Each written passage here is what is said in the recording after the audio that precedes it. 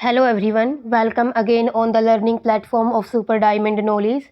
As you know guys that today was the exam of STET TGT various subjects, and in our today's video we will discuss the answer key of the common English 15 questions. So without any further delay, let's start our today's video. The question number 46, let's say what it says. Choose the correct option that gives the correct passive voice of the given sentence. हमने उस sentence को choose करना है जो कि दिए हुए sentence का सही पैसिव वॉइस को शो करता है। Have they done the work, have they done the work. जब हम पैसिव वॉइस को चेंज करते हैं तो उसका टेंस बिल्कुल भी चेंज नहीं करते, तो विल, हैड ये तो अपने आप ही कट जाएंगे, और जो हैज़ और हैव है वो अकॉर्डिंग टू द सब्जेक्ट हम यूज़ करते हैं। तो जो इसमें ऑब्जेक्ट है द वर्क, उसको हम सब्जेक्ट बनाएंगे तो द वर्क के अकॉर्डिंग जो हेल्पिंग वर्ब आएगी वो हैज आएगी। तो ऑप्शन नंबर बी इसका करेक्ट आंसर रहेगा, has the work been done. The next question is choose the option that gives the correct meaning of the phrasal verb. हमने उस ऑप्शन को चूज करना है जो कि दी हुई फ्रेजल वर्ब का सही मीनिंग बताता है। टर्न आउट, टर्न आउट का हमने मीनिंग बताने वाली सही ऑप्शन को सिलेक्ट करना है। The first option is to evict someone, to kill someone, to ridicule someone, to give legal notice to someone. So turn out का मीनिंग होता है किसी को बेदखल कर देना, निकाल देना। जो इसका सही आंसर रहेगा वो ऑप्शन नंबर ए रहेगा, टू एविक्ट समवन, किसी को बेदखल कर देना या फिर निकाल देना। टू किल समवन, किसी को मार देना। रिडिक्यूल होता है मजाक बनाना किसी का। To give legal notice to someone, किसी को वैध नोटिस देना। तो इसका जो करेक्ट आंसर रहेगा वो ऑप्शन नंबर ए रहेगा। Question number 48, fill in the blank with the most appropriate modal auxiliary. हमने जो मोस्ट अप्रोप्रिएट मॉडल ऑक्सिलियरी है वो फिल करनी है। Your mother is seriously ill, तुम्हारी मदर बहुत ज़्यादा बीमार है, वो बहुत सीरियसली गंभीर रूप से बीमार है। You dash leave for home at once, तुम्हें अचानक से घर के लिए जाना चाहिए। बिल्कुल ओब्लिगेशन, एक प्रकार से कर्तव्य को दिखा रहा है। जब भी कर्तव्य की बात हो तो मस्ट यूज़ होता है, और बहुत ज़्यादा नेसेसिटी हो तो भी मस्ट ही यूज़ होता है। तो ऑप्शन नंबर डी इसका करेक्ट आंसर रहेगा। Question number 49, choose the option that gives the correct meaning of the given phrasal verb. हमने उस ऑप्शन को चूज करना है जो कि दी हुई फ्रेजल वर्ब का सही मीनिंग बताता है। सेंड फॉर, सेंड फॉर का मीनिंग क्या होता है? Start on a journey, journey start कर देना। रीच टू अ डिसीजन, किसी निर्णय पर पहुंचना। कॉल समवन इन, किसी को बुलाना है। फिर इम्प्रूव। इसका जो करेक्ट आंसर रहेगा वो होगा option number C, call someone in, यानी कि किसी को बुलाना urgently, quickly. Send for a doctor quickly, for example let's see this example, send for a doctor, send for a doctor quickly, कि जल्दी से किसी डॉक्टर को बुलाओ। तो कॉल समवन इन, तो इसका सी करेक्ट आंसर रहेगा 49 का।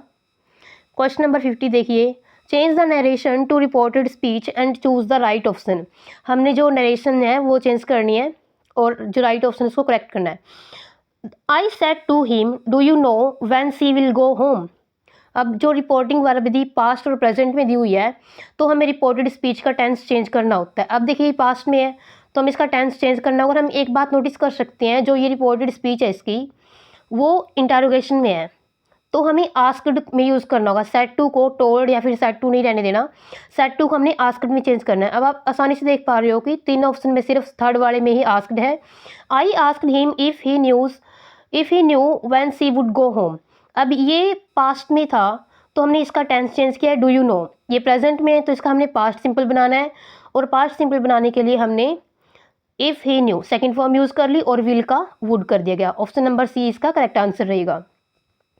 Question number 51, choose the part of the sentence which is incorrect. हमने इस सेंटेंस का वो पार्ट बताना है जिसमें कि करेक्शन है, कोई गलती है। Has Sachin not breaked the record held by Bradman who made 10,000 runs in his career.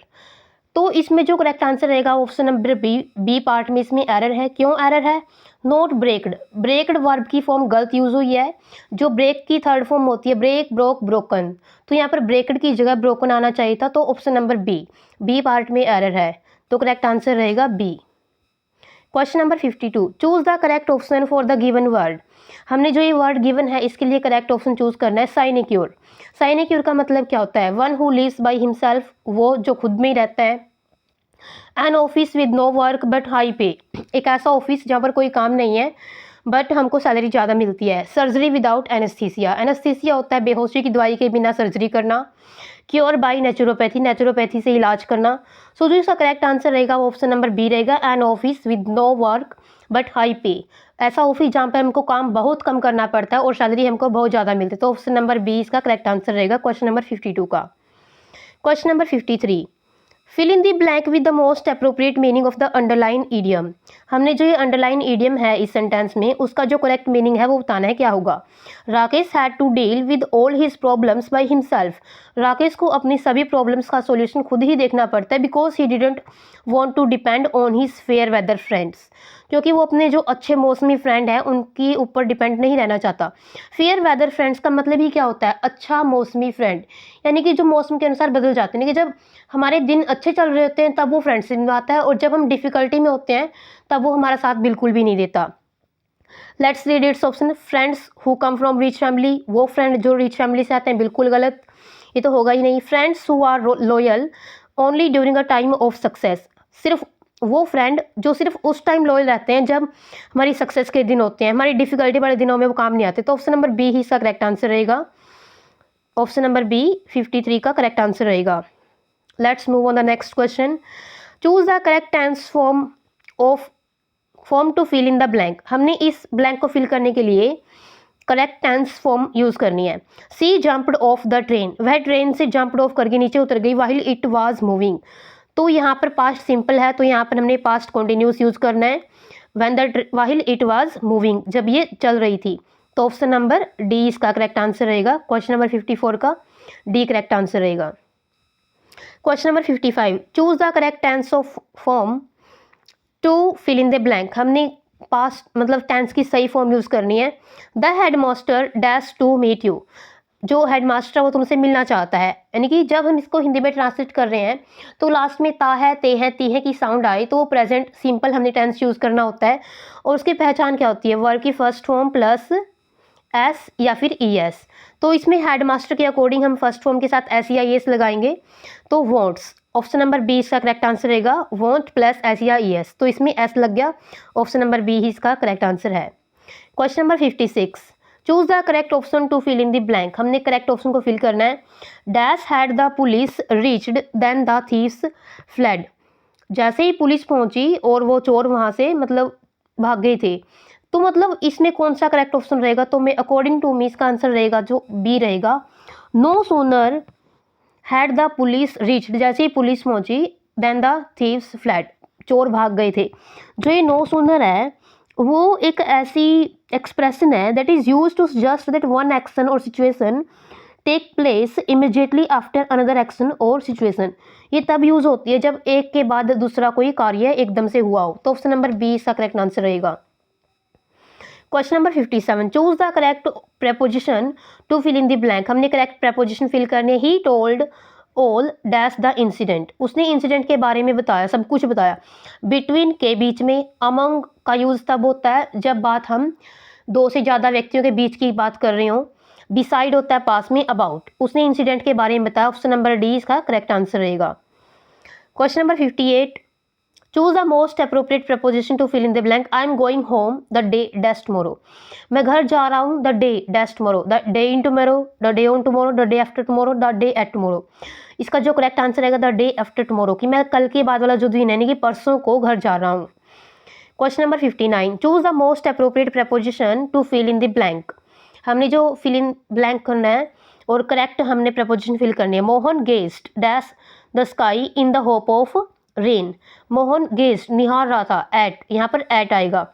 59 का option number A correct answer रहेगा। Question number 60, choose the option that gives the correct meaning of the given phrasal verb. हमने उस option को select करना है जो कि दी हुई फ्रेजल वर्ब का सही से मीनिंग बताता है। गिविन, गिविन का मतलब होता है एक प्रकार से हार मान लेना, अपनी गलती मान लेना या फिर सरेंडर कर देना। To admit that you have been defeated, ये मान लेना कि हाँ आप हार चुके हो। सो जो इसका करेक्ट आंसर रहेगा वो ऑप्शन नंबर डी रहेगा। डिस्ट्रीब्यूट होता है बांटना, डिपॉजिट जमा करना, डोनेट दान करना, बट सरेंडर का मतलब ये होता है कि अपनी हार मान लेना। To admit that you have been defeated, ये स्वीकार कर लेना कि आप हार चुके हो। So guys this was the common English section that we have discussed in our today's video. Meet in the next interesting video. यदि आपको वीडियो अच्छी लगती है then don't forget to like and share the video and subscribe our YouTube channel so that you can be notified later whenever we upload any another educational video. Bye bye, meet you in the next video. Till then, take care, have a nice day. Thanks for watching the video.